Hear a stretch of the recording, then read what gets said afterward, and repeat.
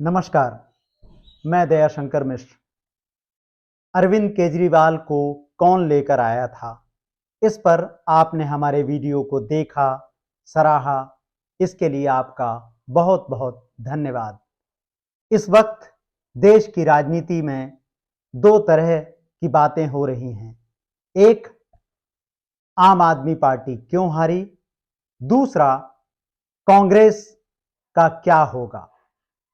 इन सब के बीच तमाम विश्लेषकों को सुनते हुए, अपनी राय बनाते हुए सतर्क रहने की जरूरत है, क्योंकि एक तरफ जहां टेलीविजन आपको बीजेपी का प्रशस्ति गायन दिखा रहा है, वहीं दूसरी तरफ यूट्यूब में ऐसे पत्रकारों की संख्या बहुत ज्यादा है जो केवल आम आदमी पार्टी का समर्थन करते हैं। आम आदमी पार्टी के आरएसएस के रिश्ते को दिखाने वाले पूरे भारत में कितने पत्रकार हैं, यह कहना बहुत मुश्किल है। ऐसे कितने पत्रकारों को आप देखते हैं जो खुलकर आपके सामने वह तस्वीर रखते हैं जैसे हमने रखी कि आम आदमी पार्टी आरएसएस की उत्पत्ति है। आम आदमी पार्टी को राष्ट्रीय राजनीति में लाने का काम आरएसएस के समर्थन से किया गया। जब आप इस बात को सुनते हैं तो उसके लिए आप तथ्यों की तलाश करते हैं। हमारी किताब में पहला खंड दिल्ली इस विषय पर एक पूरी की पूरी रिपोर्ट प्रस्तुत करता है। उन संदर्भों के साथ यह बात स्थापित होती है कि आम आदमी पार्टी से पहले अन्ना आंदोलन और आंदोलन के बाद आम आदमी पार्टी के निर्माण में किस तरह से बीजेपी नेताओं की भूमिका थी, क्योंकि 15 वर्ष से शीला दीक्षित की सरकार दिल्ली में थी और बीजेपी लाख कोशिशों के बावजूद शीला दीक्षित को राजनीतिक लड़ाई में हरा पाने में असफल रही थी। अगर आपको इस बारे में कोई भी संशय है तो आपको हमारी किताब पढ़नी चाहिए। हमारी पत्रकारिता सांप्रदायिकता से संघर्ष की पत्रकारिता है। यह आपके समर्थन के बिना नहीं चल सकती। इसलिए हमारा समर्थन कीजिए, हमें ज्वाइन कीजिए, आर्थिक रूप से हमें सहयोग दीजिए। आज का वीडियो इस बहस पर आधारित है कि दिल्ली का मुख्यमंत्री कौन होगा। एक बिल्कुल नई बात हम आपसे कहने जा रहे हैं कि दिल्ली का मुख्यमंत्री कोई नेता नहीं होगा। दिल्ली का मुख्यमंत्री संघ सेवक होगा। अब तक आपने स्वयं सेवक सुना है, लेकिन दिल्ली का मुख्यमंत्री वह व्यक्ति होगा जो प्रचंड रूप से संघ सेवक होगा। अपनी स्क्रीन पर इस खबर को देखिए। प्रधानमंत्री नरेंद्र मोदी कह रहे हैं कि उन्हें गर्व है कि वह आरएसएस के स्वयं सेवक हैं। बीजेपी का हर नेता आए दिन दावा करने की कोशिश करता है कि उससे संघ के रिश्ते कितने नजदीकी हैं, कितने मजबूत हैं, किस तरह से संघ के साथ उसका रिश्ता है। इसीलिए आप देखें कि राज्यों में किस तरह से मुख्यमंत्री बनाए जा रहे हैं, तो आप इस संघ के निर्माण को समझ पाएंगे। संघ सेवक कैसे कैसे नियुक्त हो रहे हैं उन पदों पर जो संवैधानिक रूप से निर्मित हैं और जिनके ऊपर दायित्व है लोकतंत्र को संवारने का। मध्य प्रदेश के मुख्यमंत्री मोहन यादव। मध्य प्रदेश की राजनीति में बहुत कम लोग ऐसे हैं जिन्होंने कल्पना की होगी कि मोहन यादव मुख्यमंत्री बनेंगे। शिवराज सिंह चौहान को हटाकर मुख्यमंत्री बना दिए जाते हैं मोहन यादव, क्योंकि मोहन यादव संघ सेवक हैं। संघ सेवक मतलब संघ के नागपुर से आ रहे आदेश को बिना विवेक के तामील करने वाला व्यक्ति। शिवराज सिंह चौहान को भी संघ का स्वयं सेवक होने पर गर्व है, गर्व था, लेकिन वह संघ सेवक नहीं है। शिवराज सिंह चौहान एक जमाने में ईद के मौके पर मुसलमानों से वैसे ही मिलते थे जैसे दिवाली पर हिंदुओं से मिलते थे। उन्हें मुसलमानों के बीच जाने में, उनकी टोपी पहनने में, सद्भाव की बात करने में कहीं कोई गुरेज नहीं था। इसलिए शिवराज सिंह चौहान स्वयं सेवक तो हैं लेकिन संघ सेवक नहीं है। संघ सेवक हैं मोहन यादव, जो मुख्यमंत्री बनते ही मध्य प्रदेश में शहरों के, गांवों के, कस्बों के नाम बदलने में लग गए हैं। मोहन यादव ने कहा कि मौलाना गांव का नाम लिखने में कलम अटकती थी, इसलिए उसका नाम बदलकर विक्रम नगर कर दिया है। संवैधानिक पद पर बैठे हैं, संविधान की शपथ ली है, सारे नागरिकों को एक साथ एक नजर से देखने का वादा किया है, उसकी कसम खाई है संविधान की। लेकिन संघ सेवक को संविधान से क्या प्यार, क्योंकि आरएसएस तो संविधान को मानता ही नहीं। सावरकर से लेकर मोहन भागवत तक लगातार आपके संविधान को चुनौती देते हैं। इसी तरह राजस्थान के मुख्यमंत्री, जो वसुंधरा राजे जैसी कद्दावर नेता की कीमत पर बनाए गए भजनलाल शर्मा, उनके बयान देखिए। संघ सेवक हैं। नायब सैनी, उससे पहले मनोहर लाल खट्टर, इन सभी को आपने इससे पहले कब जाना सुना था? झारखंड में चलिए, भूतपूर्व मुख्यमंत्री रघुवर दास, छत्तीसगढ़ के मुख्यमंत्री विष्णुदेव साय, गुजरात के मुख्यमंत्री भूपेंद्र पटेल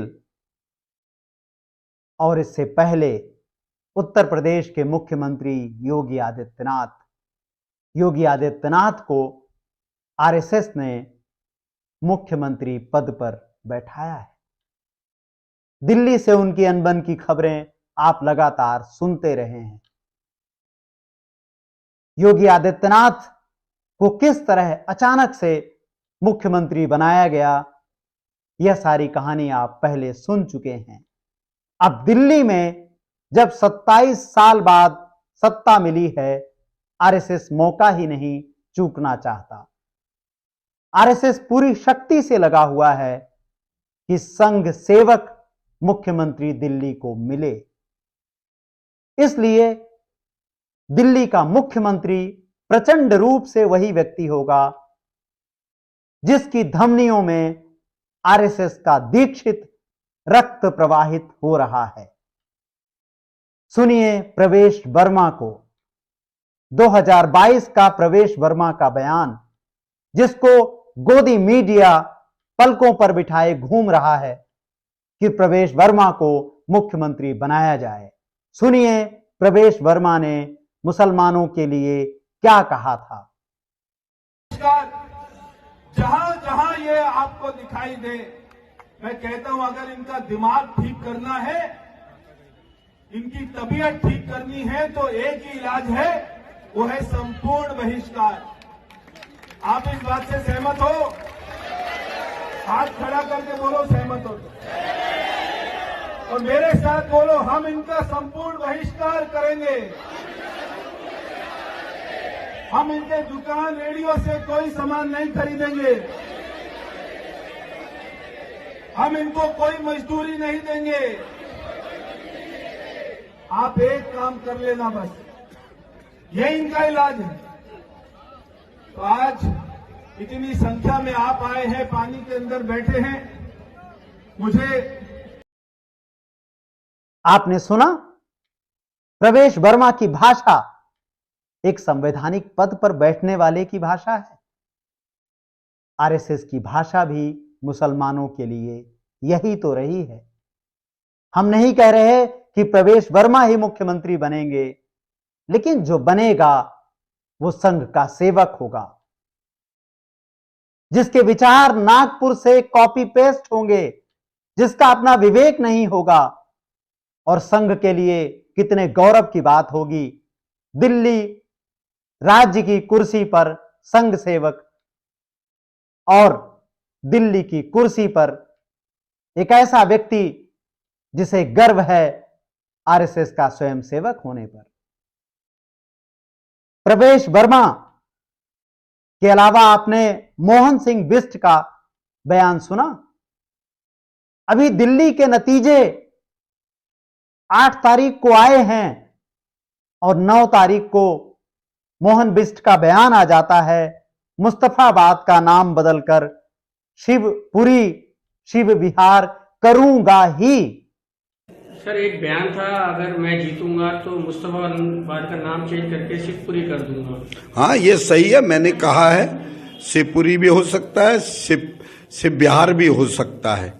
लेकिन आखिर ये मेरी समझ में नहीं आ रहा है क्यों राजनीतिक दल के लोग मुस्तफाबाद पर कितना बड़ा मेहरबान क्यों हो रहे हैं। जहां हिंदुओं की आबादी हो, हिंदू वहां रहते हों, तो उसका नाम मुस्तफाबाद की जगह शिवपुरी या शिव बिहार क्यों नहीं हो सकता।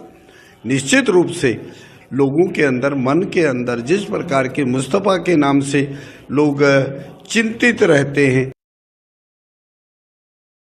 नेता ऐसे होते हैं। संविधान की शपथ ली है, लोकतंत्र ऐसे चलेगा।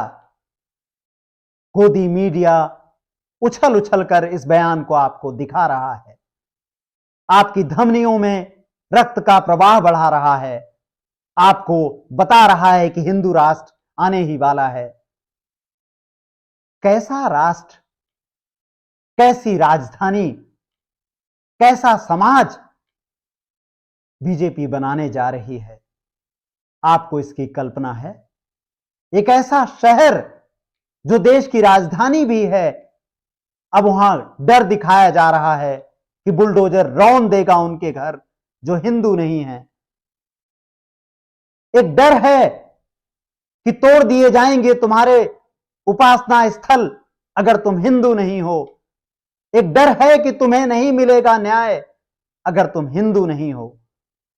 देश की राजधानी में यह तमाशा होने जा रहा है, जहां दुनिया भर के राजनेता आते हैं, दुनिया के तमाम देशों के राजनयिक इस दिल्ली शहर में रहते हैं। आप गोवा में क्या करते हैं, मध्य प्रदेश में क्या करते हैं, राजस्थान में क्या करते हैं, यह खबर बाद में बनती है। दिल्ली में क्या होता है सबकी आंखें देखती हैं। तो किन किन की आंखों पर पर्दे डाल देंगे, वैसे ही जैसे जब ट्रंप आए तो जब उन बस्तियों से गुजर रहे थे जो बस्तियां गरीबों की हैं, तो पर्दे टांग दिए गए। अब दिल्ली में कैसे कैसे पर्दे टांगेंगे जब प्रवेश वर्मा के भाषण लहरा रहे हैं। तो क्या अब दिल्ली का नाम भी बदलकर इंद्रप्रस्थ कर दिया जाएगा, हस्तिनापुर कर दिया जाएगा?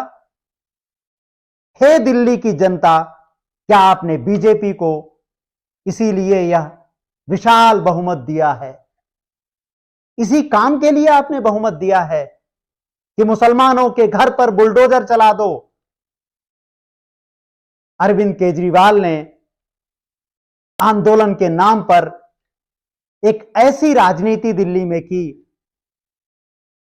एक ऐसा समाज बनाया जो विचारधारा मुक्त था। बार बार अरविंद ने इस बात को दोहराया, एक बार फिर सुन लीजिए। लोग कहते हैं कि आप शाहीन बाग पे चुप हो जाते हैं, मंदिर चले जाते हैं। तो शाहीन बाग के क्या बोलूं मैं उस पर? मतलब आप वो इनकी राजनीति का हिस्सा, ये कर रहे हैं राजनीति। मेरी राजनीति अलग है, मेरी ये वाली राजनीति नहीं है। मेरी राजनीति है स्कूल, अस्पताल, बिजली, पानी। आपने सुना, अरविंद केजरीवाल कह रहे हैं यह मेरी राजनीति नहीं है। शाहीन बाग का सवाल अरविंद की राजनीति नहीं है, मुसलमानों का सवाल राजनीति नहीं है। अरविंद केजरीवाल ने दिल्ली की जनता को सुविधाओं के नाम पर विचारधारा से मुक्त कर दिया और अब विचारधारा मुक्त समाज पर बीजेपी हिंदुत्व का प्लास्टर लेकर उसे एक सीमेंट के रूप में बदल देना चाहती है, जहां केवल हिंदू ही देश के प्रथम नागरिक हैं। दूसरे मजहब के लोगों के लिए कोई हक नहीं है, उनके सवाल लिए ही नहीं जाएंगे। यह कैसा समाज हम बना रहे हैं? दिल्ली की जनता को अपनी चुनी हुई सरकार से सवाल करना होगा। मुख्यमंत्री कोई भी बने, क्योंकि हम बाकी यूट्यूबर की तरह भविष्यवाणियां नहीं करते, ऐसे थंबनेल नहीं बनाते कि आप एक बार तो आ ही जाएं। आप अक्सर मुझसे कहते हैं कि हमारे व्यूज इतने कम क्यों हैं? क्योंकि हमारी बातों में कोई उत्तेजना नहीं है, कोई झूठा दावा नहीं है। एक भी व्यक्ति अगर मेरे वीडियो को ना देखे तो सच यही है कि मैं इसकी परवाह ही नहीं करूंगा। मैं केवल अपनी बात कहूंगा। आपको सुनना है तो सुनिए, नहीं सुनना है तो भी आपका शुक्रिया। मैं आपसे केवल वही बातें नहीं कहूंगा जो आपके मन को गुदगुदाएं, झूठी आशा दें। आपको ऐसे दूसरे चैनल मुबारक हों। हमारे इस चैनल पर हम लोकतंत्र की बात करेंगे, संविधान की बात करेंगे, चुनी हुई सरकार का दायित्व क्या है इसी की बात करेंगे, बार बार करेंगे। जब तक सांसें हैं करते ही रहेंगे। आम आदमी पार्टी को समझने में गलती मत कीजिएगा। आम आदमी पार्टी आरएसएस की उत्पत्ति है। आम आदमी पार्टी को बीजेपी ने बनाया है। उसके उद्देश्य क्या हैं, इस पर हम जल्द ही अपना एक विस्तृत वीडियो लेकर आ रहे हैं। उसकी प्रतीक्षा कीजिए, हमारा साथ दीजिए, हमारा सहयोग कीजिए, सवालों को जिंदा रखिए। नमस्कार।